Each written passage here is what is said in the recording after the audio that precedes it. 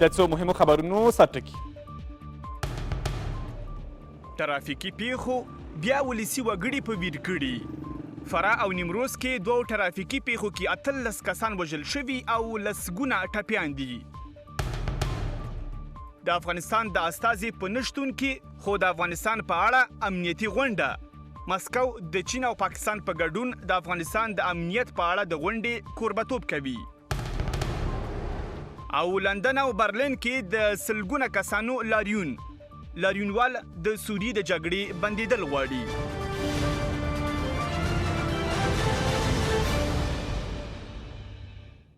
ستړي مشئ، لیک تلویزیونه په دې خبري ټولګه کې د افغانستان او نړۍ وروستي مهم خبرونه درته لرو. نو هیله ده تر پایه مو ملتیا وکړئ. زه فواد اکبرزی. د هرات هلمند د لویه لار کې ترافیکي پیښې په پایله کې 14 کسان وژل شوي او 45 ټپیان دي. پیښه نن سهار د فراه ولایت ګلستان ولسوالۍ اړوندو کې د 303 موټر او یو بار وړونکي موټر ترمنځ د ټکر په پایله کې شوې. د ګلستان ولسوال اجمل زاهد ویلي دا پیښه د موټر چلوونکي د بې احتیاطۍ له امله شوې. په همدې حال کې نیمروز ولایت کې پرون ماښام د 303 ډوله مسافر وړونکي موټر اوښتو پیښه کې موټر کې سپاره 4 کسان وژل شوي او 30 ټپیان دي. د نیمروز ولایت چارواکي وایي پیښه د چخنسور ولسوالۍ کمینګا سیمه کې شوې. د نیمروز د والي ویاند احمد عرب وایي ټپیانو کې ښځې او ماشومان دي. د عرب په وینا د پیښې اصلي لامل د موټر چلوونکي ګړندی تګ او بې احتیاطي ده. اوښتی موټر له کابله زرنج ته پر لاره و. د نیمروز په روغتون کې مسؤلین وایي ټپیانو کې د یوې روغتیایي وضعیت ښه نه دی او د پاتې نورو وضعیت ښه دی. اسلام آباد کې د روسیې سفیر ویلي د پیاوړي اقتصاد، ښې حکومتوالۍ او د یوه ځواکمنې اردو نشتون په افغانستان کې د نامنیو لاملونه دي. اسلام آباد کې د روسیې سفیر دا هم ویلي چې ټاکل شوي روسیه به د افغانستان په تړاو مسکو کې د پاکستان او چین په ګډون یوه غونډه جوړه کړي. الیکسی دیدوف ویلي دغه غونډه کې به د افغانستان د امنیتي وضعیت او د ترهګرو ډلو له اړخه اندېښنو په اړه خبرې وشي چې یاد 3 هیوادونه یې لري. غونډه کې به د افغانستان استازی نه وي. د هند لومړی وزیر ټینګار کوي چې هند به د ځمکې، هوا او ریلګاډي له لارې افغانستان، تاجکستان او د مرکزي له هیوادونو سره ونښلوي. نریندرا مودي د تاجکستان له ولسمشر سره نوې ډیلي کې لیدنه کې ویلي چې افغانستان کې امنیت د اقتصادي پروژو پلي کولو په برخه کې ډیر مهم دی. بل لوري د تاجکستان ولسمشر هم له مرکزي اسیا هیوادونو سره د سویلي اسیا د هیوادونو نښلول مهم بللي او دې موخې ته رسیدا لپاره یې افغانستان کې ټیکاو یوه اسانتیا یاده کړې. په افغانستان کې ناامنۍ په سیمه کې د اقتصادي پروژو د عملي کولو پر وړاندې لوی خنډ. د تاجکستان ولسمشر او د هند لومړي وزیر په نوې ډیلي کې د ګډې خبري غونډې پر مهال د هیوادونو ترمنځ د اقتصادي پروژو په پراختیا ټینګار کړی. د ترهګرۍ ګواښ نه یوازې د هند او تاجکستان هیوادونه له ګواښ سره مخ کړي بلکې د بې ثباتۍ سیوری په ټوله سیمه غوړولی. د ترهګرۍ پر وړاندې مبارزه او د سیمې امنیت به زموږ د همکاریو د پراختیا په برخه کې ډیر اغیزمن وي. په همدې حال کې مودي ټینګار کړی چې له افغانستان، تاجکستان او له مرکزي هیوادونو سره د هند یو ځای کېدل شوني نه دي مګر په سیمه کې د سولې او امنیت سره. مودي ویلي چې د ترهګرۍ پر وړاندې د مبارزې په برخه کې د سیمې د هیوادونو له همغږۍ پرته هڅې به دغې موخې ته ونه رسیږي. زه او ولسمشر رحمان باور لرو چې د اوسپنې پټلۍ او سړکونو له لارې د اسیا د شمال او سویل نښلول شوني نه دي مګر په سیمه او په تیر افغانستان کې د سولې او ثبات سره.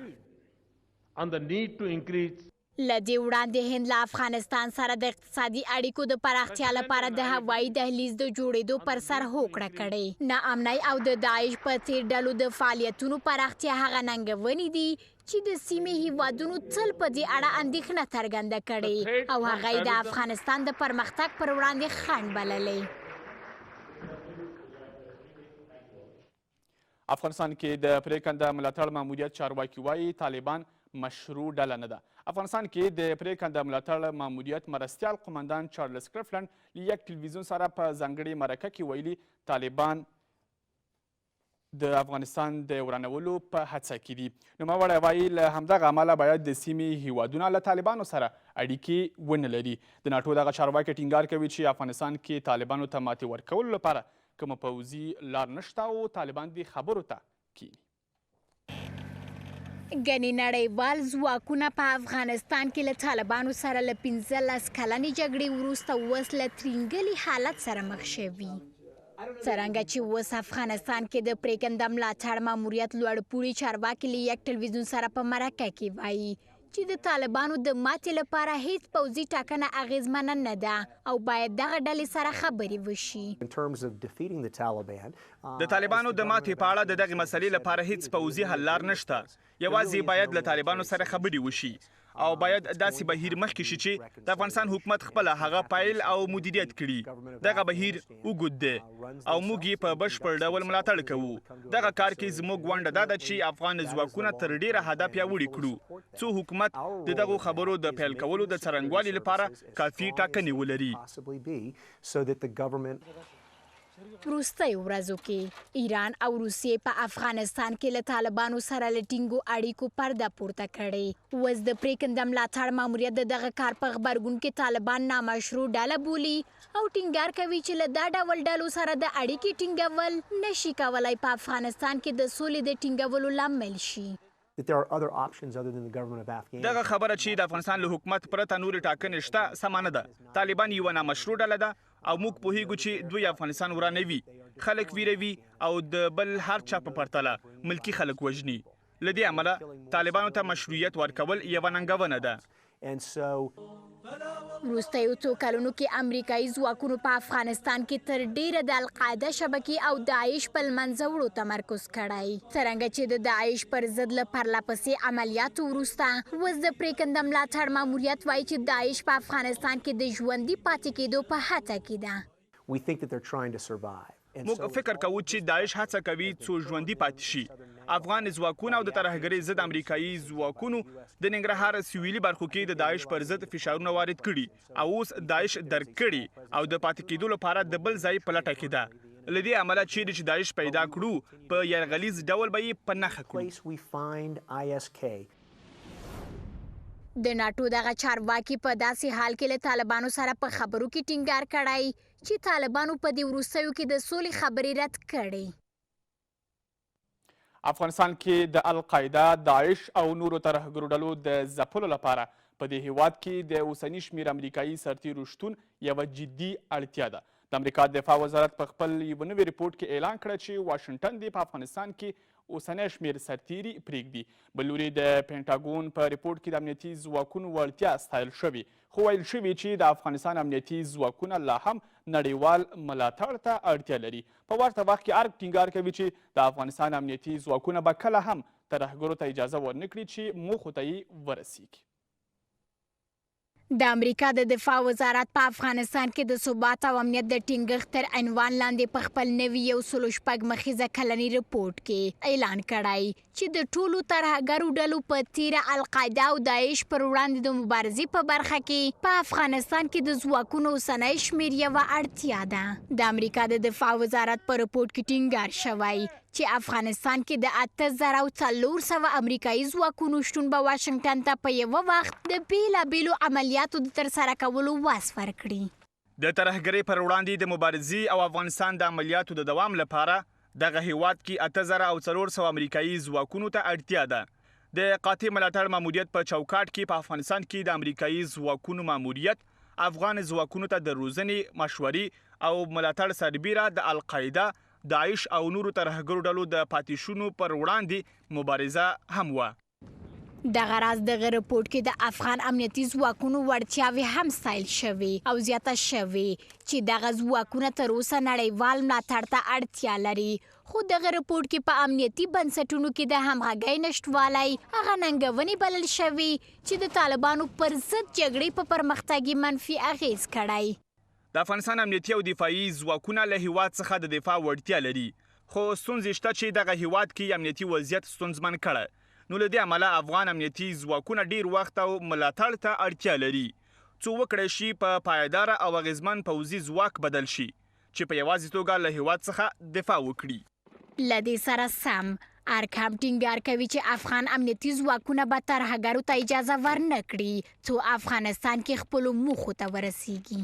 با گرفتن ابتکار عمل به دست، ایثار و قربانی بیشمار به خاطر دفاع از مردم و جغرافیای افغانستان و همچنان مسلکی بودن در میدان جنگ، نیروهای امنیتی و دفاعی افغانستان به اثبات رساندن برای دوست و دشمن افغانستان که هیچگاه اجازه نمیدن دشمن به اهداف شومش در کشور برسد.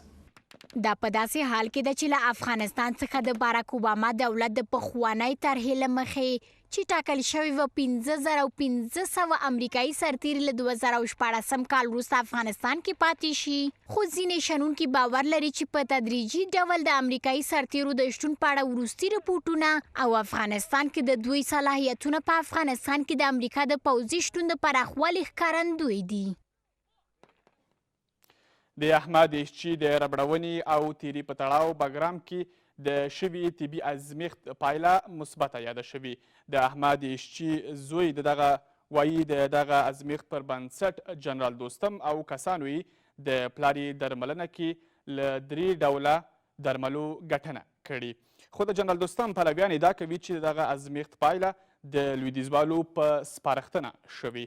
بل لوري لویه څارنوالي د ایشچي د قضیې په اړه څه ویل له وخته مخکې بولي. ازموینې هغه څه چې له دوستم سره د احمد ایشچي په 15 ورځني بند کې مشخص کوي. د بګرام لیزري معایناتو تایید کړي چې دغه سپینګیري باندې تیری واقعیت لري. 8 نفر بوده اونامو د احمد ایشچي زوی وایي ازموینې ښیي چې پلار یې د جنرال دوستم او کسانو لخوا شکنجه شوی چې له امله یې ستون فقرات او پښو ضربه لیدلې. طول 16 روزی که در اسارت جنرال دوستم قرار داشته و از چگونه دواهایی که استفاده کرده بالای پدرم اونا را هم ذکر کرده که چگونه 3 نوع دوا را نوشته کرده که اونا تداوی شده در اونجا و تداوی کردن، دوا استفاده کردن. دواتی که میگم در ستون فقرات استخوان و در پاها و در زانو و شکستگی بینی اینا همه چیایی هستن که تثبیت شده. انشالله گپای بسیار زیاد نوشته هستن. انشالله اونا رو بعدا با جزئیات با شما انشالله شریک می‌شیم. خو د جنرال دوستم نږدې کسان ادعا کوي چې بهرنیانو د موخو له امله پایلې مثبت ثابتې کړي. صورت مورد تایید قرار میگیره که چون در اونجا یک طرف در اونجا هست اما طرف دیگه ای که باید ناظری باید بوده باشه نظارت بکنه که آیا اعمال فشار نیست، آیا به این تلقین نمیشه. در اونجا چون در اختیار خارجی ها بود، اونا خارجی ها به خاطر اهدافی که خودشان داره میتونن که هر قسم توجیه بکنه، هر قسم نتیجه را به چیزی که میخواه مثبت نشان بده. په همدې حال کې لوی څارنوالۍ د اعلامیې په ترڅ کې ټینګار کړی چې د ایشچي دوسیه به په بې پرې ډول او جدیت سره وڅېړي او په دقت سره به د شکمنو او تورنو کسانو حقونو ته لاسرسی وشي. دغه بنسټ په دې اړه قضاوت له وخت مخکې بولي. د احمد ایشچي کورنۍ وایي چې د دغې دوسیې په اړه د جنرال دوستم 8 تنه کسان چې د جرم شریکان وو څارنوالۍ ته معرفي شوي. د شنبې په ورځ حکومتي پلاوي له جوزجان څخه خپلې څېړنې پیل کړي. هرچی باشه شریک جرم هستن. وقتی که اینا جرم مرتکب میشن، وقتی یک آمر بالا یک سرباز امر میکنه او مجاز نباشه او کار باید او کار انجام ندن، حالا که اونا هم شریک جرم میباشن. اما ما قلمداد اونا را دادیم، همه اینا را میشناسیم و کی هست، پسر کی هست، از کجا هست، اونا را اسمایشان هم ذکر کردیم و به اونا دادیم. ولسی جرګه وایي که چیرې دغه دوسیه ثابته شي باید د ولسمشر لومړی مرستیال له هیواد څخه تبعید شي. اگر واقعیت داشت باید خودش استعفا بده، اگر واقعیت نداشت امور مطبوعات یا چون شخصیت کشی میکنه، اگر داشت ماده 69 را پیشش بکشه، رخصتش کنه، بیخی دیگه در افغانستان بودن از خوب نیست. راست دوستم و انجینر احمد ایشچی یک موضوع بسیار بدنام کننده برای مردم افغانستان هست. این دولت بدنام ساخت. در این راستا ما و تقاضای من امی است که ارگانهای عدلی و قضایی در این راستا با مسئولیت برخورد بکنه.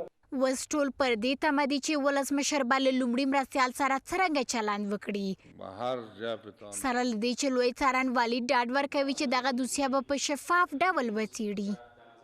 د کندهار د هوایي ډګر 15 کارکوونکي پرون ګهیز په ډزو وژل شوي. سیمه ییز چارواکو دا د طالبانو کار بللی او ټینګار یې کړی چې د پیښې د عاملینو د پیژندنې په موخه څېړنې روانې دي.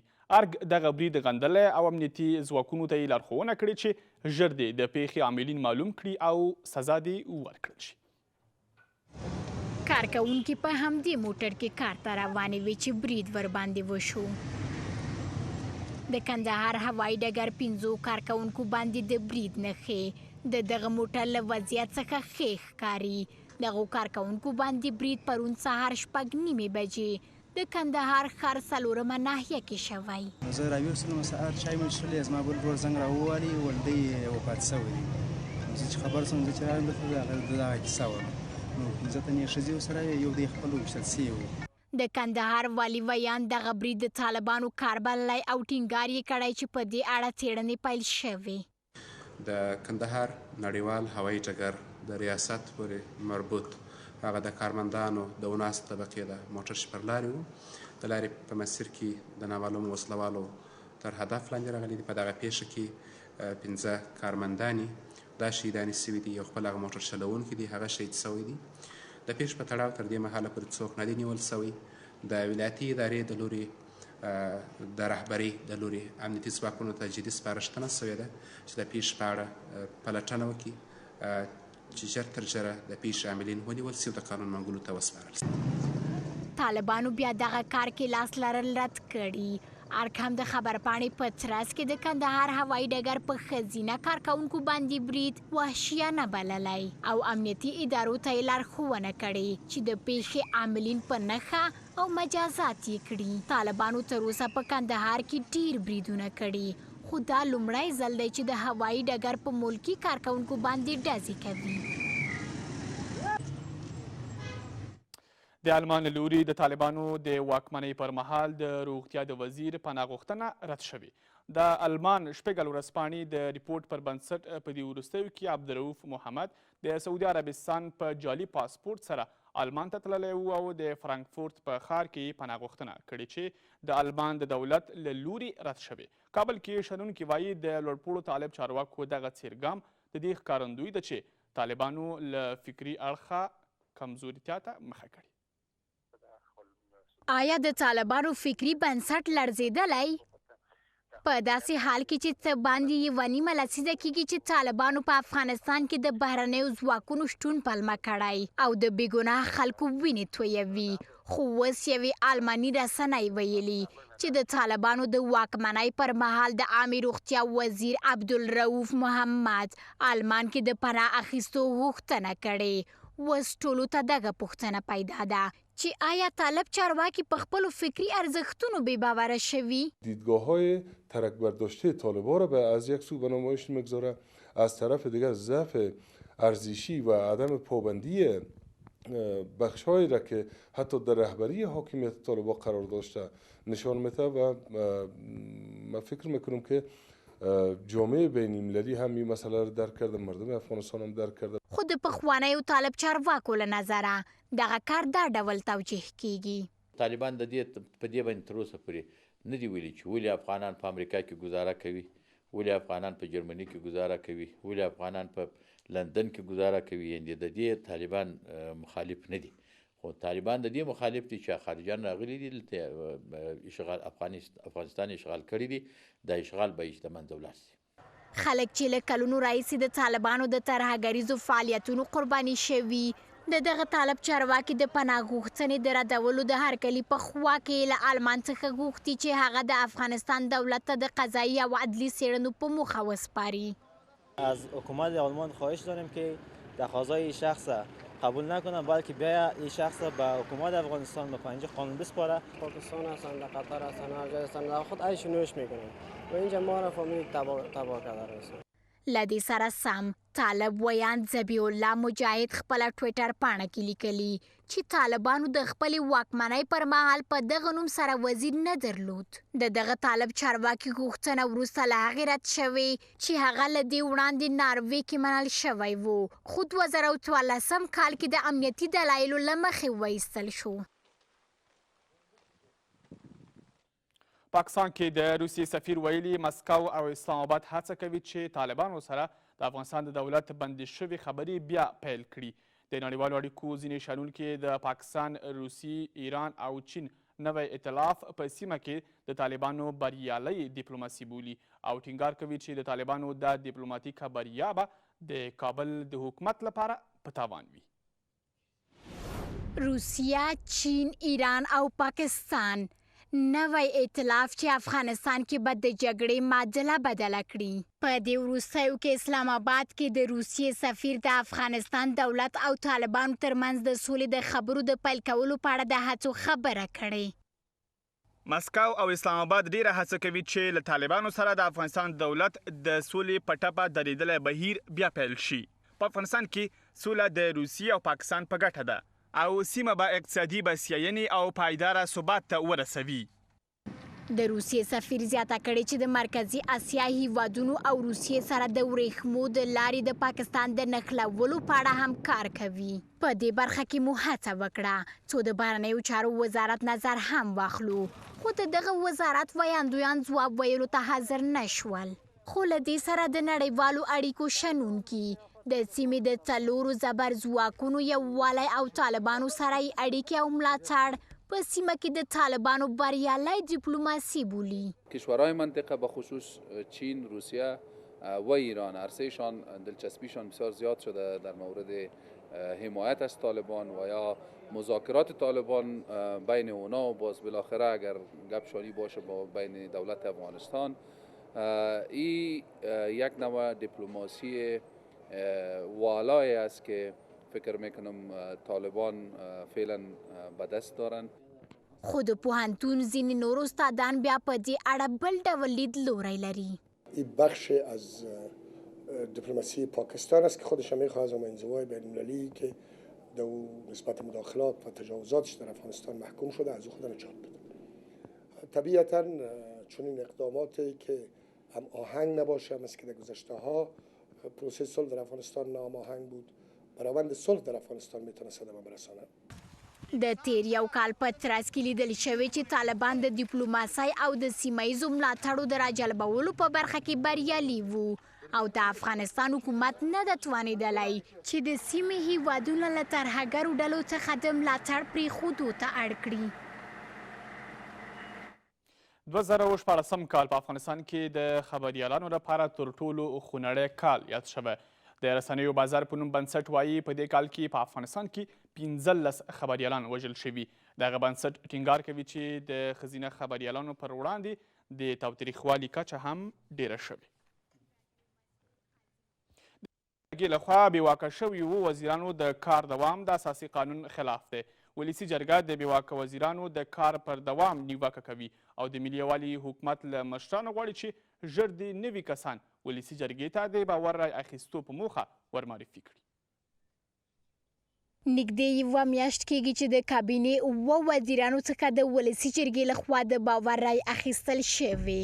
ستره محکمه چې پریکړه یې ټاکونکې ده تر اوسه یې په دې اړه چوپتیا خوره کړې. ولسي جرګه ټینګار کوي چې ولسمشر سترې محکمې ته د دغې موضوع له استولو سره د ولسي جرګې پریکړه بابیزه ګڼلې و اونا از نگاه قانونی برای فعلا قانون برش اجازه نمیده که با وزارتخانه ها باشه و حکومت از حکومت تقاضا میکنیم که به عوض از اینا کسای دیگر را معرفی بکنن. ما در اشتباه رفتیم، حکومت در اشتباه هست و اگر وزرای محترم فعلا سلب صلاحیت قانونی شدن، فیصله هایشان، امضایشان، تقرریشان به نمایندگی از افغانستان در جلساتی که اینها شرکت میکنن، همه اینها زیر سوال میره. خو ولسي جرګه د دغو وزیرانو د کار دوام د اساسي قانون خلاف بولي او یو ځل بیا د حکومت له مشرانو غواړي چې د سرپرست وزیرانو کار پای ته ورسوي او نوي کسان د باور رای اخیستو لپاره واستوي. پس به این ترتیب دوام کار وزرای سلب صلاحیت ده قطعا مخالف قانون است. قطعا مخالف قانون است. سرپرستی هم از خود وقت داره. کسایی که سلب صلاحیت از ولسي جرګه شده اینا کماکان در وظایف قبلیشان اینا به عنوان سرپرست کار کرده نمیتونه. اگر میتونه در قسمت دیگه برای 2 ماه قانون صراحت داره. سترې محکمې د هر دلیل له مخې تر اوسه په دې اړه پریکړه نه ده کړې. هغه څه چې د دې لامل شوي چې ډیری وانګیري چې ستره محکمه په دې اړه وخت ضایع کوي. په دې سره نو خبري ټولګه بشپړه شوه. تر لږ ځنډ وروسته د خبر څنډه خپرونه پیلوو. موږ سره اوسئ.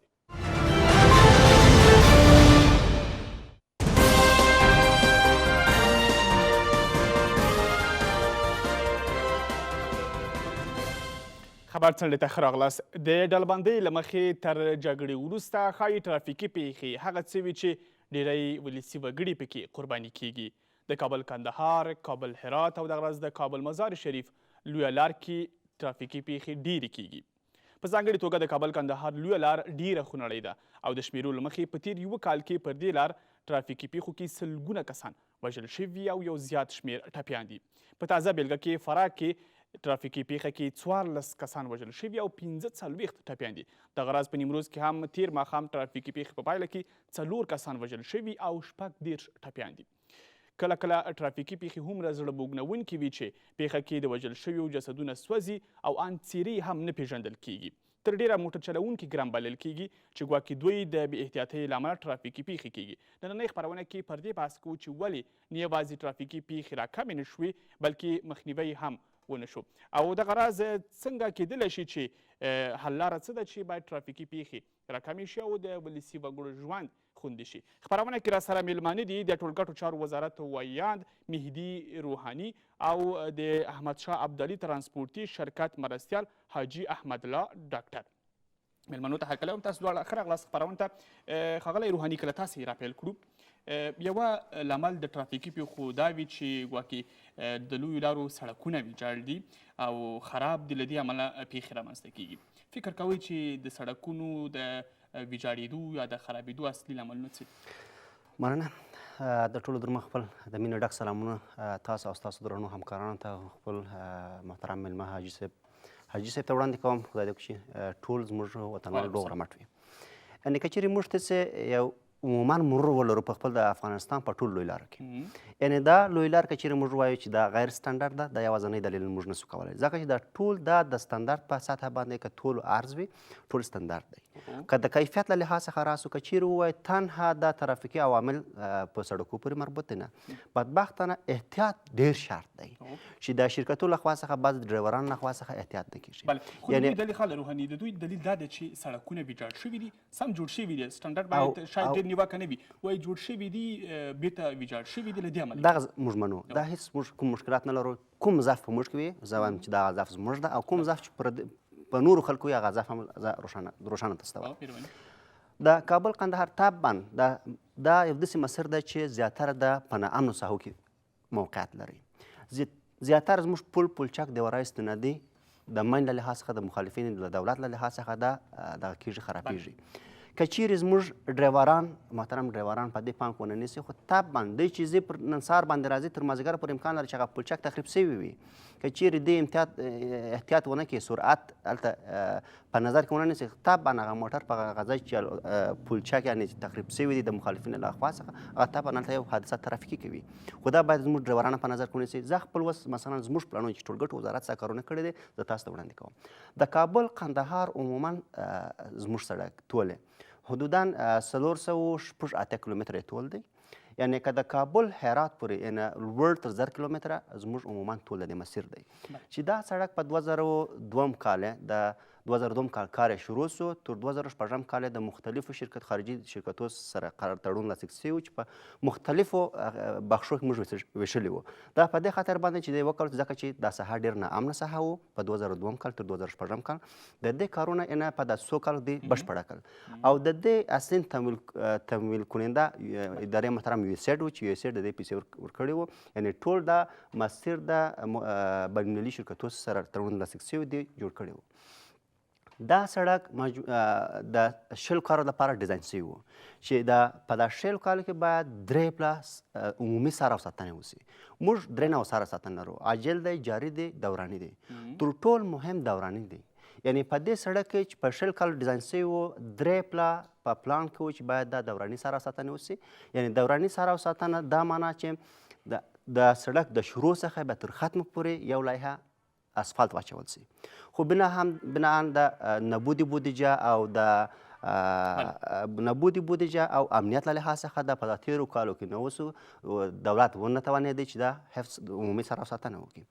بیا هم دا موږ نه وایو چې دا د تیرو حکومت څخه پاته ده. حکومت ټول یو دی، هدف یې یو دی، ټول ادارات سره ډېر ښه موږ همغږي لرو، مسؤلیت لرو. زموږ هدف دا دی چې موږ وکولی چې د خپل وطنوالو لپاره خدمت وکړو. خصوصا سیستم منظم مساعد ډېر مهم او اساسي دی چې سیستم منظم مساعد لوی لارې دی، اوسپنې پټلۍ دی او مایدین هوایی دی چې دا مربوط په ټولګټو وزارت پورې دی. ډېره مننه. بیا هم تاسو ته درګرځو ښاغلی روحاني، تاسو ته هم هرکلی وایو ښاغلی ډاکټر. خبره دا ده چې تر ډېره انتقادونه په ترانسپورتي شرکتونو دي او جدي انتقاد دا دی چې د دوی موټر چلوونکي احتیاط نه کوي او پیښې رامنځته کېږي او ډېر خلک ولسي وګړي په ویر کېږي، قرباني ورکوي، وژل کېږي او ټپیانېږي. فکر کوئ دغسې ده؟ بسم الله الرحمن الرحیم. سلامونه روحاني صاحب ته، تا ته څه طریقه ټول افغانانو ته سلامونه وړاندې کوم. روحاني صاحب د خوا نه یې بده، د نور لوړپوړو چارواکو د خوا نه یې بده. د افغانستان کور په چی خراب دی چې ټول 15 کاله د رئیس افکرزي در وخته، بیا دا اوس 2 کاله دا چې پر تېر شوه، ټول کارونه یې د برنامو او طرحې دوی د لیب په کاغذو جوړو په چې دا نږدې چې یو کارغندۍ څه تېر سي، بیا ته حالات وګورې د یو ملک کې دغونې ترانزیټي یا غټه لار 80% په سولو کې تخریب وي او د هغه بیرته د رغونې چارې 7 کاله موږ پلونه لرو، 7 کاله کېږي چې پل تخریب دی. دا موټران که چېرته اوړي هره میاشت ټول ملت ما ویني 80 لارۍ بار چپه کېږي. در سرو هره میاشت مسافر بري تاسو په دې خبرې لري چې په هغه کې نه کې ګرد مسافر چې حادثه وکړي، نه کې خلک ډېر پکې خوښ دي. هره میاشت تاسې سل کوچني موټرانو حادثې لري، د کندهار څخه بیا تر کابله پورې.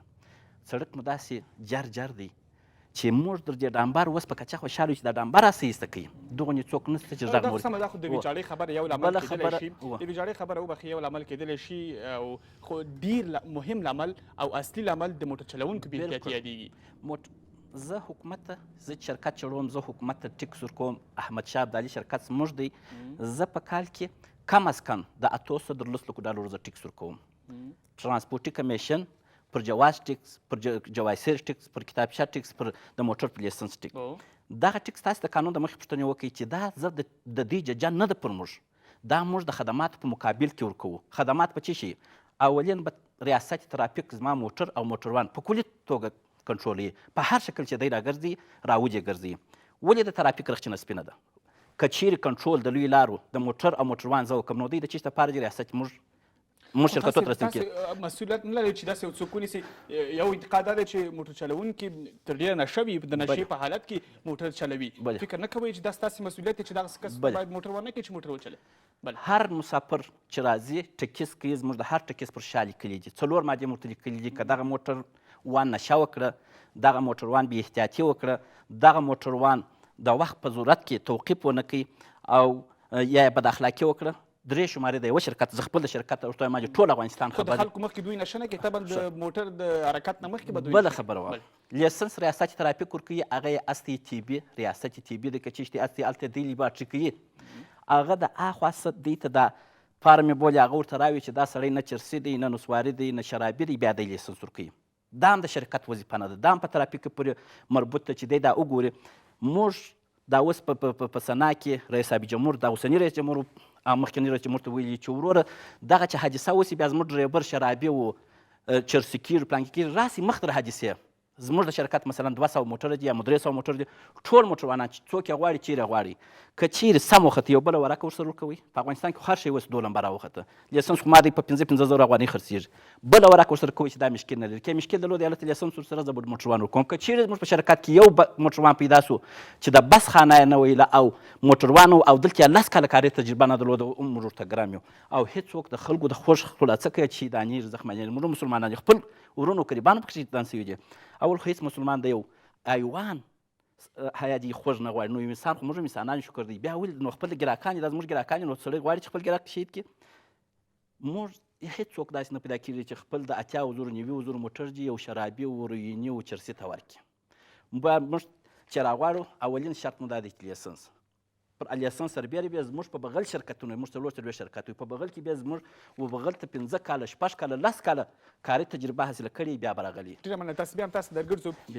روحاني صاحب یو موضوع دوی وایي چې مثلا د موټروانانو یا د موټر چلونکو تر بې احتیاطۍ د سړک ویجاړۍ ګواکې لوی لامل دی او د سړک ویجاړۍ له امله دغسې پیښې رامنځته کېږي. فکر کوئ چې داسې به وي؟ خو طبعا دا ټول وطنوالو ته څرګنده دی. سړک چې جوړیږي یعنی دا د هر افغان دنده ده چې باید د خپل ملي سرمایه څخه په درست توګه سر او ساتنه وکړي. ځکه چې ملي سرمایه ده. جر ورڅوي د کوم لحاظ دغه دلیل چې دا خپل ارزښت پر خپل ځان دی چې کوي. غیر معیاري بارونه دی دقیقا. موټر دقیقا دغه ته هم راځم دا موضوع ته دغه موضوع ته راځم. د کابل کندهار لوی لاره یوازینی دلیل دا نه ده چې موږ ووایو چې دا کم کیفیته ده یعنې مواد کم کیفیته وو. دقیقا مقدار مواد کم کیفیت مقدار د بدبختانه د خصوصي شرکتونه چې په دې لار تګ او راتګ کوي خصوصا دغه لوړ لاریان چې غیر معیاري بارونه انتقالوي. په هر مملکت کې چې د مثلا ورسې د غیر معیاري بارونه نه انتقالیږي. یوازینی جر عوامل دا دی چې د غیر معیاري بارونه تر سړک تر حجم وزن زیاتره بارونه ورباندې انتقالیږي. دا خو د ټولګټو وزارت که چیرې موږ وکړو دا ټول کنټرول کړو دا تلې چې زموږ په مختلفو ځایو کې صرف د دې دپاره دی. دا د دې دپاره نه دی چې زموږ عواید لوړ سي. دا د دې دپاره هغه وخت موږ خوشحاله کېږو چې زموږ عواید د ترازو کم راسي.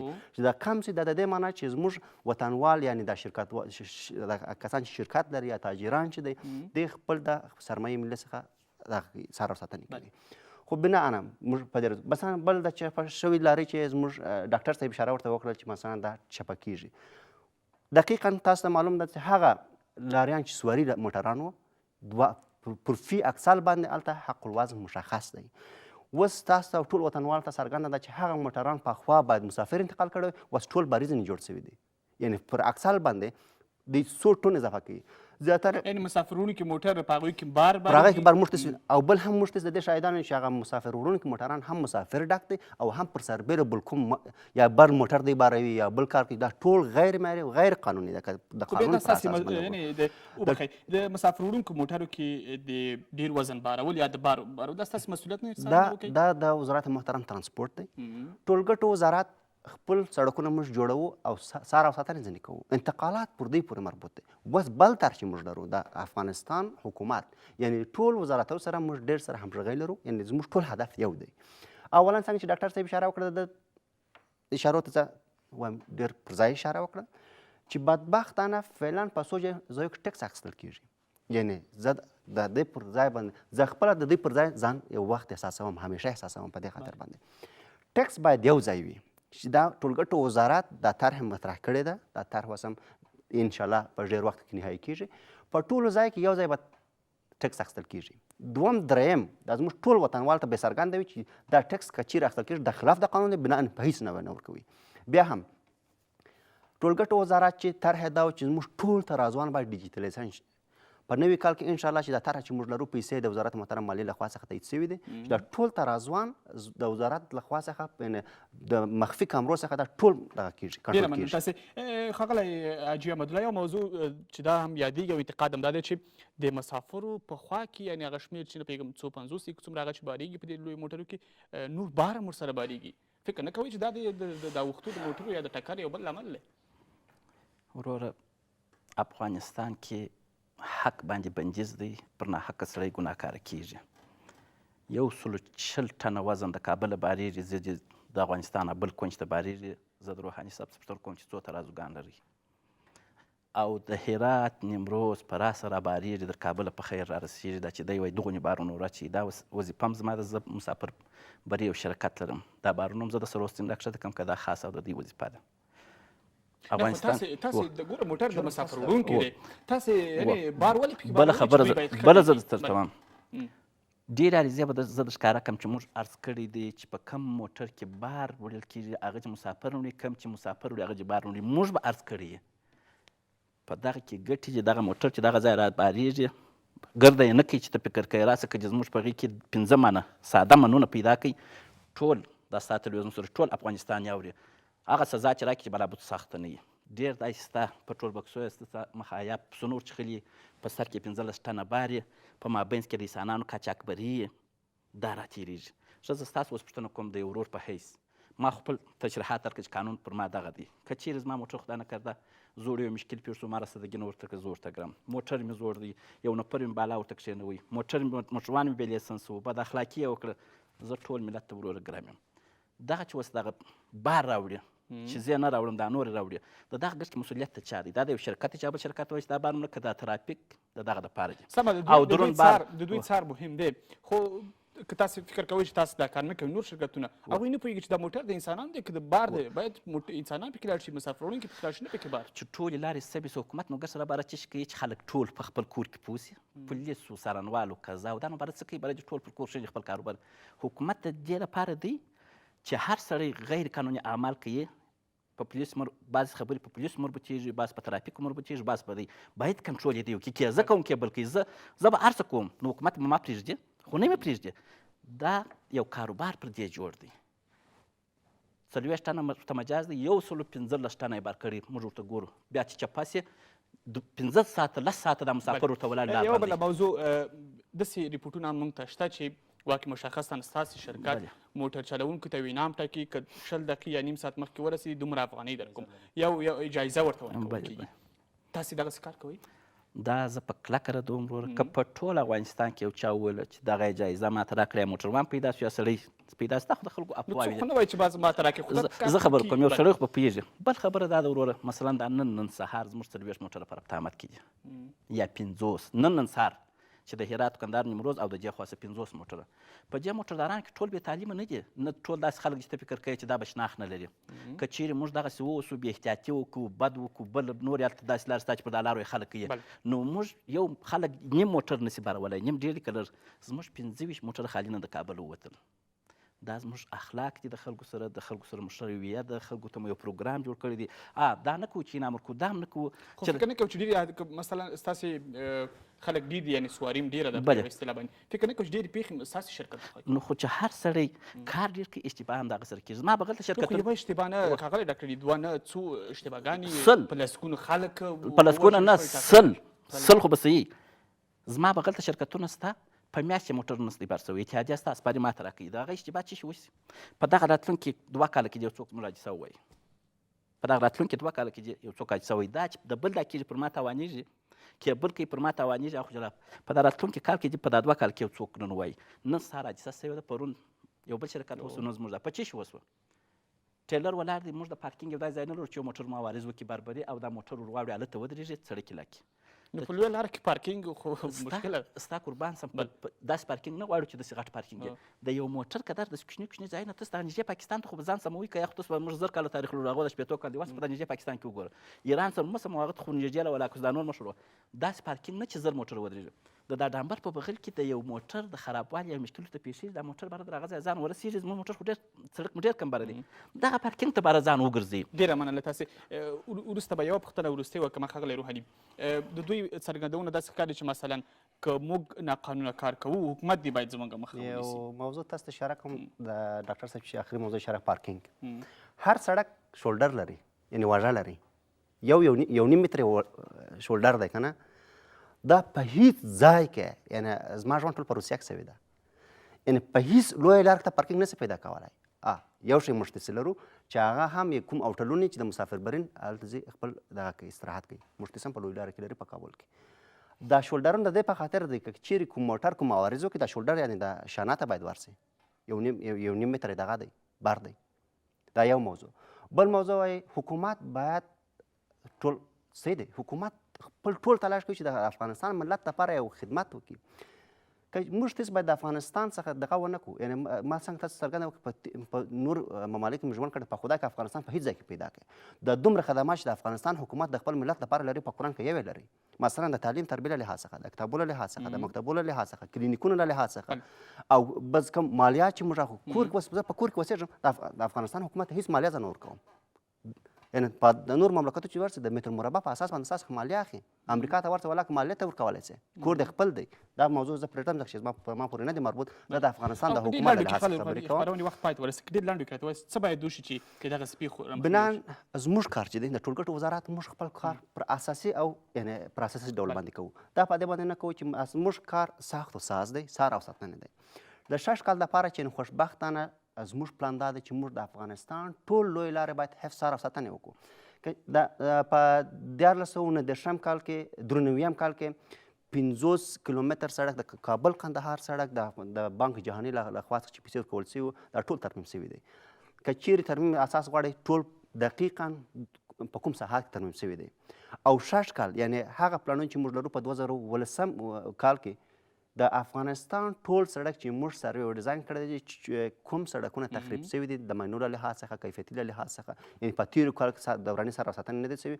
په راتلونکي کال کې زموږ په پلان چې زموږ انجینرانو موږ ته دغه راپور راکړی دی کابل قندهار لوی لارې عمومي سر او ساتنه په اساسي ډول کابل جلال آباد فرا رود نیمروز دلارام او دا هم باید موږ ته پام ولرو چې په 14 کالو کې د دې سر او ساتنه نه دي شوی. د سړک داسې کار دی چې ټول د امنیت له لحاظ څخه تړل شوي دي. زموږ پروژې یعنې کابل قندهار یو داسې مسیر ده ټول لوی لارې چې نه امن له لحاظ څخه دي. انجینران په ډېر مشکلات باندې موږ کولی شو چې کار وکړو. بیا هم سره د ټولو مشکلات سره موږ خپل پلانونه لرو. او بل هم 4 نوې ادارې د افغانستان د ټولو سړکو لپاره موږ ایجادوو.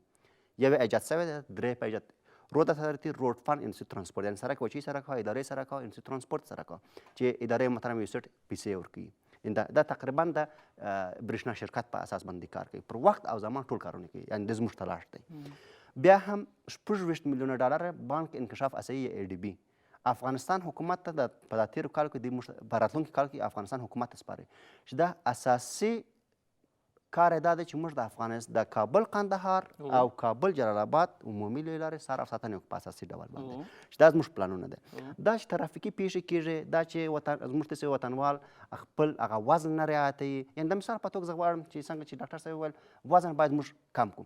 په هر ترازو کې چې راځي موږ وزنونه کموو بدبختانه بل موټر ډېر راوړي. ډېره مننه تاسې ډېر لنډ وکړه راته وایاست خپرونې وخت بیخي پای ته ورسېد.